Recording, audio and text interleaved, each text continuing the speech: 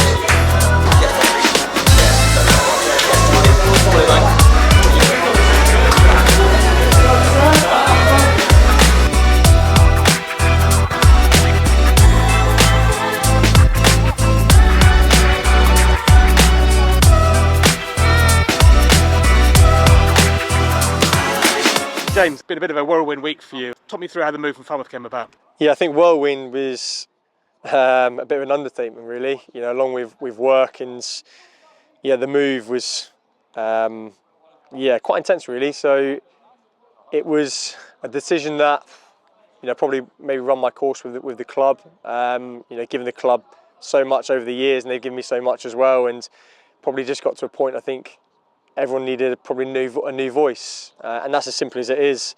I've had chats with Jake over the years, and it probably didn't feel right. And then, now just seem to think with the stage of my career, probably go right. Well, let's see what else is available. And again, Mouse has always been on the horizon, so it's great to be. It's definitely great to be here. I'm excited for what the club do and represent, and kind of a new chapter in my footballing career.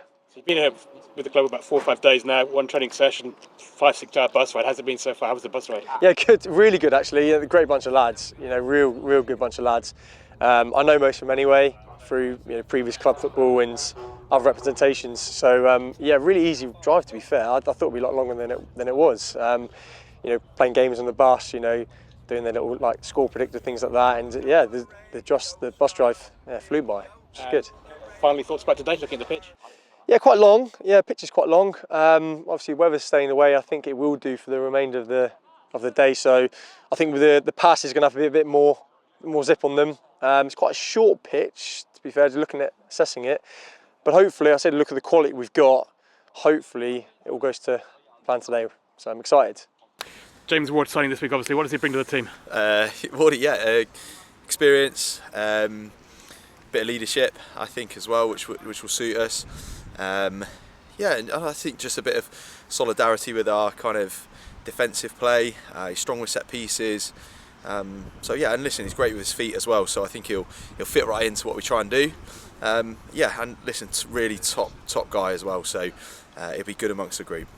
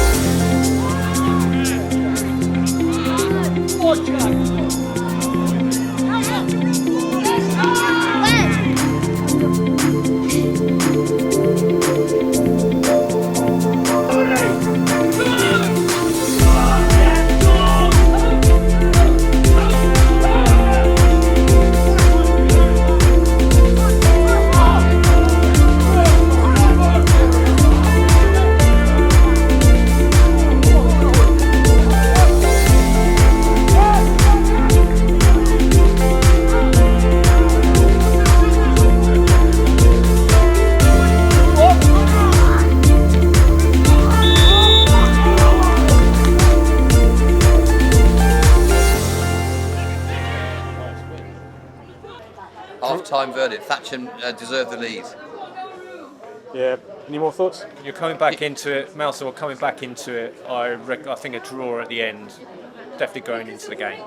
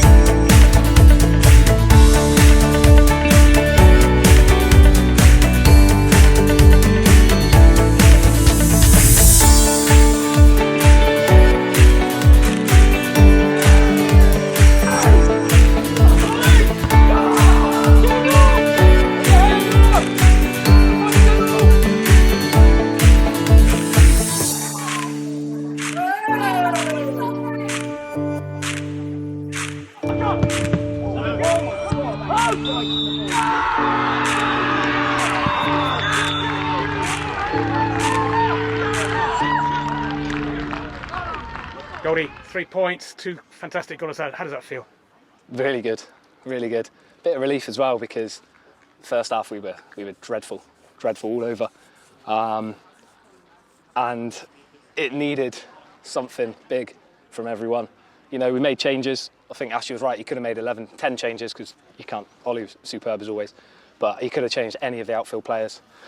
So yeah, it was just. I think it was a bit of stop feeling sorry for yourself because we looked weak. We looked slow, we looked sluggish, just going through the motions. And yeah, second half, you've seen, I think Simo was brilliant when he came on, finding the pocket, stretching the play, winning the penalty, Torrin scoring that. And then we knew once we got one, if we carried on with that intensity and being us, we knew we'd get something, you know? So worst case draw, obviously best case scenario, we've come away from 2-0 down, win 3-2. So you're very happy and a bit of relief as well. And am I right in thinking new pair of boots helped you score those 2 goals today? Yeah, I've been saying all week, I've treated myself to a shiny new pair of Preds. I'm rolling back the years, so I knew, I'm wearing Preds, so I knew I could hit that volley top corner, so I think that's what I owe it to, my new boots, mate. Talking about rolling back the years, you still enjoying your football, it looks to me. Yeah, of course I am. You know, I went through stages, everyone knows, where I just didn't like it. Modern football, I'm an old school player. Modern football, it's changed so much, but being here, look at the group we've got, everyone's so different, and it's such a unique place, and I mean, I love it so much, being with them, the hours we spend together, you know, everyone it just gets along so well, and then you can see the togetherness second half, so yeah, all in all, I still love football, mate. Jake, what a difference 15 minutes makes. Yeah, although I said to the boys, you know, I think when you see a game turn around like that, I think the perception sometimes is that something magical's happened in the changing room at half time. But I said to the players, the first half performance was on them, and we knew exactly what Thatcham would do. Obviously, we had the luxury of watching them play Falmouth last week, a really good report, knew how they press, how they play. So the first half, we said to them, was on them in the first half, how they played. On us, that is. But don't get me wrong, Thatcham are definitely dangerous, really dangerous side going forward. But I said to them at the end of the game, the turnaround was on them. They did everything that we asked at the start. There was energy, there was quality, and yeah, it was fantastic turnaround. But that was on the players. The energy levels went up, everything went quicker, and we looked really dangerous, and looked much more solid and organised at the other end. So it's a lovely feeling. Saying that it was on them to come back like that in the second half, what do you think it says about this group of lads that they did that? I think I said to them at half-time about pride. I wanted them to be disappointed with how people would feel they played in the first half. I wanted them to feel like that wasn't the standards that they've set, and they're proud enough and care enough that hurt them. And I think second half they went out and showed what they're about. The substitutes made a big difference, and I felt for the boys that came off. That wasn't on them. I could have made probably 9 subs at half time if we could. So we just needed a little bit of energy. I thought Simo was great. Great to get back on the pitch, and Max Hill back on the pitch. This is nearly as big as the win. So that was a real positive. So all credit to the players. They turned that game around, but we have to do that from the start of the game. Obviously, the arrival of James Wharton made a few headlines. How do you rate his performance today? We wouldn't have won that game without him, without a shadow of a doubt. I think we faced 8 corners in the first half, and I think there's probably similar numbers second half. I haven't seen the stats yet, but it must have been around 15 corners. I think he got his head on 10 of them. And long direct balls. He lost one header. We'll work on that. But I reckon he won 29 out of 30, and just gets you up the pitch, gives you a chance. It's such a different, probably a very different style of play, and different things that are demanded of him, and he'll get better over time. But I thought he was majestic, and I stay away from all the social media stuff, but I've heard loads of rubbish written about why he joined, and apparently he's getting loads of money. I don't know where he's getting that from, but I thought today, just the way he's conducted himself in the past week and the way he played today says a lot about his character, because I thought he was mammoth, and he got us over the line. Don't get me wrong, he was helped by a lot of players, but his influence was massive in the second half. So it's a big addition for us.